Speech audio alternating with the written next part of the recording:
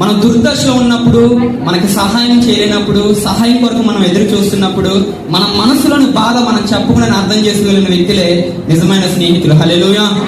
Bible చాలా స్పష్టంగా సెలవిస్తుంది, యేసు ప్రభు అంట మనల్ని స్నేహితులని పిలుస్తూ ఉన్నాడు. ఈ లోకంలో రకరకాల స్నేహాలు మనం చూస్తూ ఉంటాం. ఆ స్నేహాలు కొంతకాలం మాత్రమే మనతో ఉంటాయి. ఒక సర్టెన్ పీరియడ్ మాత్రమే మనతో చాలా సన్నిహితంగా కనబడుతూ ఉంటారు. మనము ఏదైనా సరే వారి కొరకు చేయడానికి ప్రయత్నం చేస్తూ ఉంటాం. కానీ ఒకానొక సమయం ముందు చిన్న మిస్అండర్స్టాండింగ్ జరిగిందంటే ఇద్దరికి మన రహస్యాలన్నీ కూడా తమ్ముకేసి చెబుతూ ఉంటారు. అలాంటి స్నేహితులు లోకంలో మనకు కనబడుతూ ఉంటారు. కానీ మన కొరకు ప్రాణం పెట్టి మన నుంచి ఏది ఆశించకుండా మనమున్న స్థితిలో మనల్ని ప్రేమించి మనం ఏడుస్తున్నప్పుడు మన హృదయంలో ఉన్న ప్రతి వ్యాధాన్ని అర్థం చేసుకోగలిగిన నిజమైన ప్రాణ స్నేహితుడే మనము సేవిస్తున్న యేసుక్రీస్తు ప్రభువారు. హల్లెలూయా.